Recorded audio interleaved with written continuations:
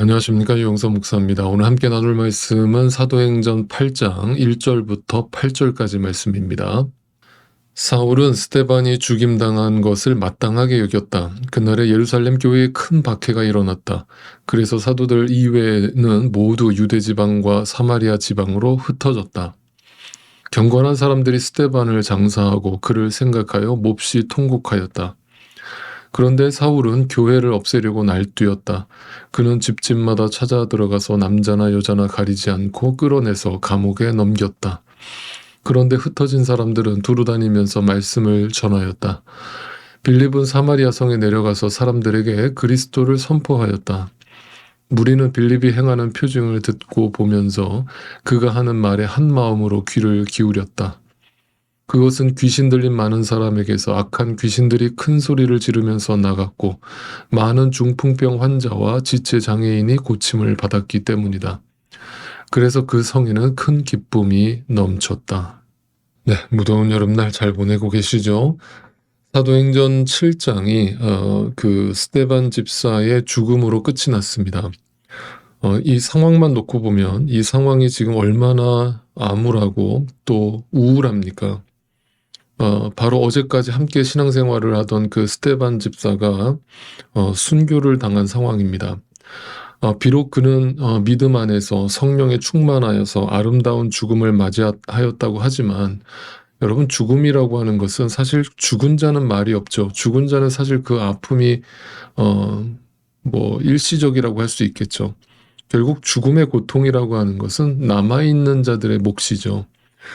아무리 초대교회 성도들이 성령으로 충만하였다라고 하지만 집사로 선출되자마자 설교 한 번 하고 순교를 당한 자신의 동료이자 동역자의 모습을 바로 옆에서 지켜보면서 인간적으로 여러분 얼마나 두렵고 또 얼마나 슬프고 또 얼마나 낙심이 크겠습니까? 여러분 좀 예를 들어보죠. 여러분이 만약 우리가 지금 일제강점기에서 만약 신앙생활을 하고 있다고 한번 가정을 해보겠습니다. 제가 복음을 전하다가 감옥에 갇혀가지고 순교를 당한다. 여러분 그래도 믿음 안에서 제가 순교를 당했으니까 우리 목사님 순교당했다, 믿음 안에서 믿음 지키셨다라면서 할렐루야 하면서 여러분 기뻐하시겠습니까? 물론 저는 그렇게 해주시기를 바랍니다만 여러분 인간의 마음이 그렇지가 않죠. 네. 그러니까 지금 이 스데반 집사의 순교가 초대교회 성도들에게 던져준 메시지는 분명했습니다. 부활과 생명의 삶이 무엇인가라는 것을 분명히 전해주었고 동시에 참된 믿음을 가지고 살아간다는 것이 얼마나 두렵고 떨리고 때로는 무서운 것인가를 동시에 던져준 것입니다. 믿는다는 게 이렇게 힘든 거구나. 이렇게 괴로운 거구나. 이렇게 좁은 길이구나. 이렇게 아픈 것이구나. 라는 것을 스데반의 순교를 통해 초대교회 성도들은 아주 절실하게 깨달았을 것입니다. 여러분, 근데 그것이 끝이 아니었죠. 스데반의 순교는 시작에 불과했습니다. 사울을 위시해서 유대교 지도자들이 초대교회를 향해서 본격적으로 핍박을 가하기 시작했기 때문이죠. 즉 스데반의 죽음이 더 이상 남일이 아니라 이제 곧 내가 겪게 될 일이 된 상황이 벌어지고 있습니다. 자, 1절을 다시 한 번만 읽어보겠습니다. 사울은 스데반이 죽임당한 것을 마땅하게 여겼다. 그날에 예루살렘 교회에 큰 박해가 일어났다. 그래서 사도들 이외 모든 유대 지방과 사마리아 지방으로 흩어졌다. 자, 우선 생각을 좀 해보겠습니다. 지금 예루살렘은 말 그대로 스데반의 순교 전까지 엄청난 부흥 사건이 일어나고 있었죠. 예루살렘 성전 안에 사는 인구 중에 거의 절반 가까이가 복음을 받아들이고 하나님을 믿게 되는, 예수님을 영접하게 되는 놀라운 부흥 사건이 일어난 것입니다. 그런데 문제는 바로 여기서 시작됐죠. 우리는 이런 상황이 벌어지면 어떤 마음이 먼저 드느냐 하면 인간적으로 사람들이 갑자기 이렇게 구름대처럼 몰려드네. 이 사람들을 어떻게 다 수용하지? 일단 대형 건물이 필요해. 라면서 일단 건물부터 지을 생각을 하거나 이 사람들을 어떻게 관리하지? 라면서 어떻게 하면 효율적으로 조직화하고 어떤 시스템을 만들 생각을 할까를 우리는 고민하는 것이 인지상정이죠. 인간의 생각은 다 그쪽으로 흘러가게 되어 있습니다. 그런데 문제는 뭐냐면 예수님은 부활 승천하실 때 제자들에게 분명히 뭐라고 명령하셨습니까? 너희가 성령이 오시기 전까지는 예루살렘을 떠나지 말고 있다가 성령이 오시면 어떻게 하라고요? 네, 땅끝까지 가서 내 증인이 되라고 명령하셨습니다. 한마디로 흩어지라고 하신 거예요. 그런데 지금 예루살렘 안에, 초대교회 안에 엄청난 부흥 사건이 일어나니까 그들이 움직였습니까? 안 움직였습니까? 안 움직이는 겁니다. 네, 꿈쩍을 안 하는 겁니다. 왜? 이렇게 사람들이 구름대처럼 몰려드는데 우리가 어디로 떠납니까? 그러니까 성령이 오셨음에도 불구하고 그들은 땅끝까지 흩어져 복음을 전할 생각을 요만큼도 하지 않고 있는 겁니다. 자, 바로 그 상황에서 무슨 일이 벌어진 겁니까? 네, 스데반의 순교가 벌어진 거죠. 그러자마자 즉시로 초대교회를 향한 엄청난 핍박이 시작된 겁니다. 그러면 겉으로만 보면 이것은 교회를 핍박하는 모습이니까 사탄의 공격이라고 할 수 있습니까? 없습니까? 있죠. 사탄이 공격하는구나, 사탄이 우리를 핍박하는구나, 이렇게만 보는 겁니다. 그렇다면 우리는 궁극적으로 그러면 이 사건을 누가 일으키고 계시는 것입니까? 근본적으로 하나님이 하시는 거죠. 여러분, 욥기라는 걸 우리가 묵상해서 잘 알고 있습니다. 사탄도 하나님이 부리는 종에 불과하죠. 그죠? 하나님이 사탄을 통해서 결국 하나님의 목적과 하나님의 계획을 이루어 가시기 위해서 때로는 악이라는 것도 하나님에 의해서 사용되어지는 거죠. 그러니까 지금 예루살렘 교회를 엄청난 핍박이 임했다라고 하는 것은 그것 또한 하나님의 크신 계획과 하나님의 섭리와 인도하심 속에 있다라는 것을 우리는 분명히 알아야 되는 거죠. 그러니까 우리가 때로는 고난을 당할 때 하나님 왜 나에게 이런 고난을 주십니까? 내가 이렇게 예수 잘 믿는데 왜 내 삶에는 이렇게 맨날 고난이 끊이질 않습니까?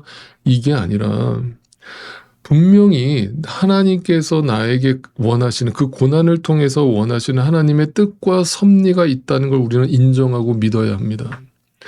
그럴 때에만 고난이 올 때나 축복이 주어질 때나 항상 우리의 시선은 어디에 고정되어 있어야 됩니까?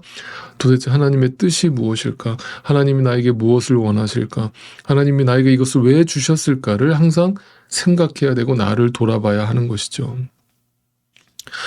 하나님이 그들에게 부흥을 주시고는 동시에 핍박을 주고 계신 이 모습을 우리는 분명히 기억해 놔야 합니다. 하나님은 오늘 우리에게도 동일한 방법으로 역사하실 수 있기 때문입니다. 그런데 여기에 그 하나님의 깊은 뜻은 어떻게 드러납니까? 네, 그들이 핍박을 통해서 비로소 강제로 어떻게 됩니까? 흩어지게 되죠. 그로 인해서 어떤 일이 벌어집니까? 네, 복음을 전하기 시작합니다. 자, 4절을 다시 보시죠. 그런데 흩어진 사람들은 두루 돌아다니면서 뭘 했다고요? 말씀을 전하였다. 자, 여러분, 여기에는 두 가지 의미가 담겨 있습니다. 하나님이 세운 교회는 이 세상의 어떤 핍박 속에서도 결코 무너지지 않는다라고 하는 첫 번째 교훈이 있습니다. 왜냐하면 유형적인 눈에 보이는 교회 공동체는요, 흩어질 수 있고 무너질 수 있고 문을 닫을 수 있습니다. 그러나 무형적인 눈에 보이지 않는 우리 한 사람 한 사람이 크리스찬으로서 하나님의 교회라고 생각할 때 그 본질적 교회는 절대 무너지지 않죠. 우리가 믿는 자로서 이 부분을 분명히 생각하고 신앙생활을 해야 됩니다. 예배당 안에서만 신자라면 그 사람을 어떻게 진짜 믿는 자라고 할 수 있겠습니까? 아닙니다. 진정한 여러분이 하나님의 교회라면 흩어져도 교회여야 하죠. 흩어진다는 말이 뭡니까? 여러분의 상황, 여러분의 환경, 여러분의 삶의 자리, 그곳에서 증인된 삶을 살아가는 사람들이 교회고 크리스찬이라는 거죠. 그런데 제가 누누이 말씀드리는 것처럼 오늘날 교회가 왜 교회로서의 어떤 역할을 이 세상 속에서 빛과 소금으로 살지 못합니까? 예배당 안에서만 믿는 자로 남아있기 때문이죠. 예배당을 나가서는 세상 사람과 별반 다르지 않게 살아버리기 때문이죠. 세상 사람들한테 얼굴이 천사의 모습과 같이 저 사람은 뭔가 다르구나라고 하는 어떤 도전과 충격을 안겨주지 못하는 거죠.